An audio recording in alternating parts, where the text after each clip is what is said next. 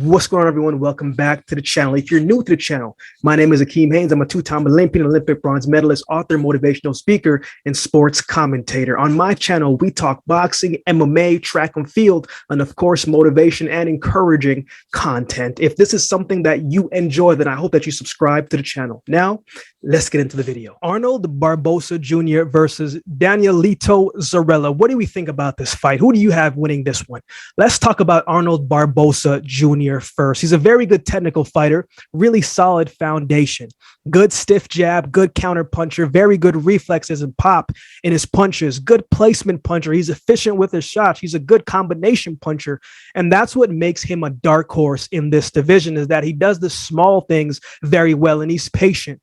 He's a good boxer who can fight from the outside and he can bang a little bit on the inside. He's diverse in his approach. In his last fight against Moran, he put a beating on him. I think he broke his nose, if I remember correctly. Like, he was piecing him up pretty good. He easily won that fight. But what I would have liked to see from Arnold Barboza is the moments that he had him hurt. I would like to have seen him flip that switch and turn into that killer instinct, right? Really start to put the pressure on him and start to let his hands go and really start to impose his will, his speed, his size, his frame on a fighter that was already hurt and was already defeated in that fight. And I didn't really see him close out the show. I would have liked to see him done that, but he still dominated that fight. But I would like to have seen that switch flip.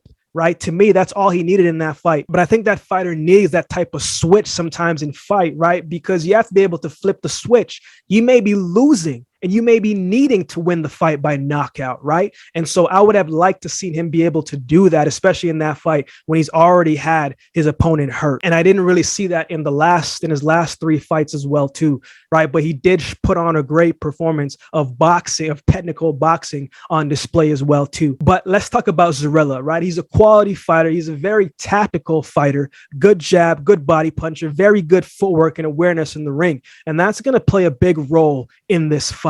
One thing I like about him is he finds openings. He'll stay patient and try and figure out how you're moving, how you're reacting, how you're responding, how you're going to move. And he'll try and find the right openings. He won't force anything. Sometimes you see him getting these shots and you may seem like, man, the shots aren't working. They're not getting open. And he's looking and he's prying and he's trying to pick, and you see him move his head and his body and his shoulders, and he's letting his hands go a little bit.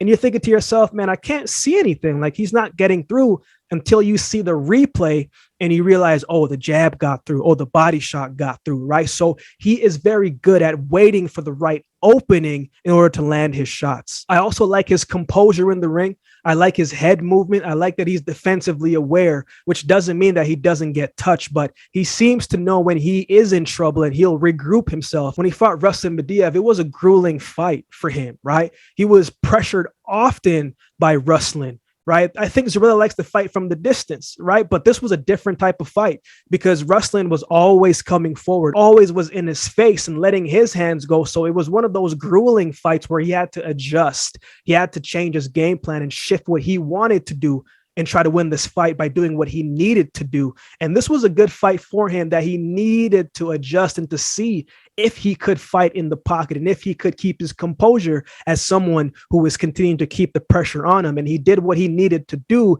in order to win that fight. And I don't think this fight will be that brawling and grueling fight, an in-close fight like how that last one was. I think this fight is going to be a bit of a cat and mouse game. I see it starting slow and picking up in the middle rounds. And then it's going to be of who makes the better adjustments in the later rounds to see who wins this one. But again, this is going to come down to moments. Who is going to take the risk at the right moment? Who is going to counter better? While Arnold Barboza, I'm sure, is the favorite, right? I haven't seen the odds yet. I haven't seen none of that, but I would assume that Arnold Barboza is the favorite in this fight.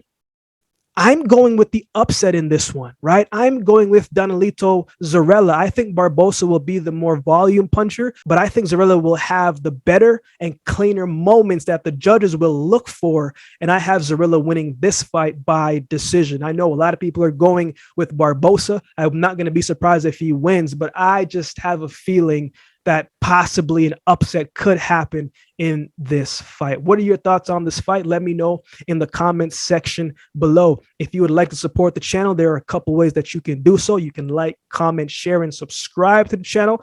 If you would like to support the channel by way of donation, you can find the options in the description below. Also, my Cash App handle will be on screen here. Any amount would be appreciated. I'd be grateful for it and goes towards the growth of this channel. If you've been watching the video this long, then do me a favor and subscribe to the channel, and we'll definitely see you next time.